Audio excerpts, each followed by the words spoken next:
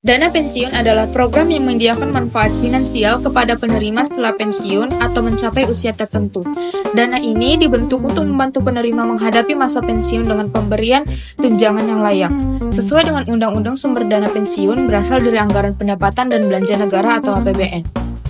Dana pensiun bertujuan untuk menjamin kesejahteraan keuangan penerima di masa pensiun, membantu perencanaan finansial jangka panjang, dan mengurangi ketergantungan terhadap pihak lain. Berdasarkan data dari Otoritas Jasa Keuangan atau OJK, dana pensiun terdiri dari: yang pertama, dana pensiun pemberi kerja. Dana pensiun pemberi kerja adalah dana pensiun yang dibentuk oleh orang atau badan yang mempekerjakan karyawan selaku pendiri untuk menyelenggarakan program pensiun manfaat pasti atau program pensiun iuran pasti bagi kepentingan sebagian atau seluruh karyawannya sebagai peserta dan menimbulkan kewajiban terhadap pemberi kerja. Yang kedua, ada dana pensiun lembaga keuangan. Adalah dana pensiun yang dibentuk oleh bank atau perusahaan asuransi jiwa untuk menyelenggarakan program pensiun iuran pasti bagi perorangan, baik karyawan maupun pekerja mandiri yang terpisah dari dana pensiun pemberi kerja bagi karyawan bank atau perusahaan asuransi jiwa yang bersangkutan. Dan yang ketiga, ada dana pensiun berdasarkan keuntungan. Adalah dana pensiun pemberi kerja yang menyelenggarakan program pensiun iuran pasti dengan iuran hanya dari pemberi kerja yang didasarkan pada rumus yang dikaitkan dengan keuntungan pemberi kerja. Berikut adalah manfaat dana pensiun yang realistis. Yang pertama, pendapatan pasif. Menjamin sumber pendapatan tetap saat tidak bekerja, membantu memenuhi kebutuhan sehari-hari. Yang kedua, perlindungan kesehatan. Beberapa program pensiun menyediakan manfaat kesehatan yang penting untuk mengatasi biaya medis yang meningkat. Yang ketiga, mengurangi ketergantungan. Mengurangi ketergantungan pada keluarga atau pemerintah untuk biaya hidup di masa tua. Yang keempat, kemudahan manajemen keuangan. Memudahkan pengelolaan keuangan dengan adanya rencana yang terstruktur. Yang kelima, peningkatan kualitas hidup. Memungkinkan pensiunan untuk menikmati gaya hidup yang lebih baik seperti perjalanan atau hobi. Dana pensiun berfungsi sebagai alat penting dalam memastikan stabilitas finansial di masa tua. Materi selanjutnya yaitu proses pencairan dana. Proses ini biasanya melibatkan beberapa langkah yang perlu dilakukan agar dana dapat dicairkan sesuai dengan prosedur yang berlaku.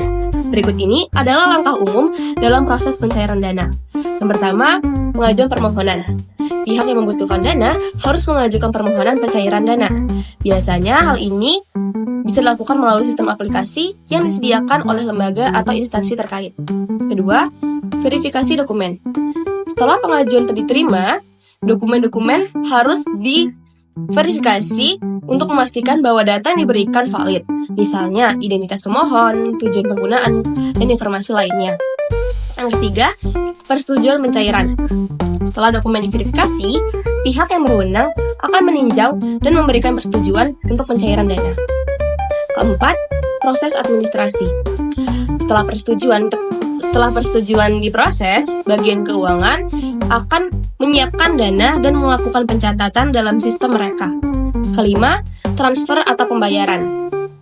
Dana akan dicairkan ke rekening penerima yang sudah didaftarkan atau disetujui.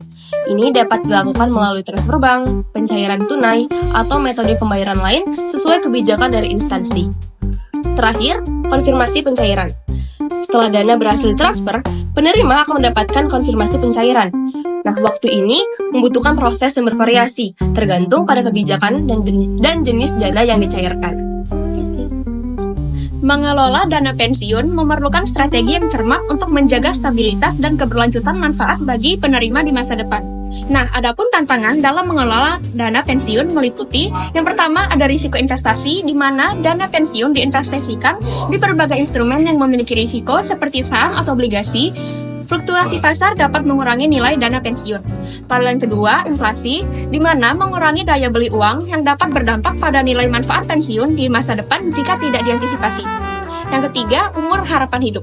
Meningkatnya usia harapan hidup berarti dana pensiun harus mencukupi untuk jangka waktu yang lebih lama, sehingga perlu perencanaan yang lebih matang. Yang keempat, peraturan dan kepatuhan, di mana dana pensiun harus mematuhi berbagai regulasi yang sering berubah, sehingga membutuhkan pengelolaan yang sesuai untuk memastikan kepatuhan hukum. Lalu yang kelima, ada perubahan demografi, di mana perubahan struktur demografi seperti berkurangnya jumlah pekerja aktif dapat mempengaruhi arus masuk dana dan kelangsungan dana pensiun. Lalu yang terakhir, ada kecukupan pendanaan. Penting untuk memastikan aset yang dikelola untuk memenuhi kewajiban jangka panjang yang menuntut kebijakan kontribusi dan investasi yang tepat. Dari materi yang telah dipaparkan oleh teman-teman saya sekalian, dapat disimpulkan bahwa dana pensiun adalah instrumen penting yang memungkinkan individu untuk mempersiapkan keamanan finansial di masa pensiun. Dengan dana pensiun, individu dapat mengurangi risiko keuangan di hari tua, mempertahankan standar hidup, dan mengelola biaya hidup tanpa perlu bekerja. Maka dari itu, masa pensiun bisa menjadi tahap hidup yang penuh kebahagiaan jika dipersiapkan dengan lebih baik. Menyisihkan dana sejak awal adalah investasi untuk masa depan, di mana kita dapat menikmati hasil kerja keras tanpa harus khawatir dengan kebutuhan finansial.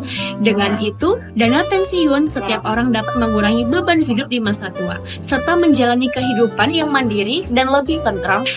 Mulailah merencanakan dana pensiun sejak dini demi mencapai stabilitas finansial dan mencapai masa pensiun yang tenang dan juga sejahtera. Terima kasih.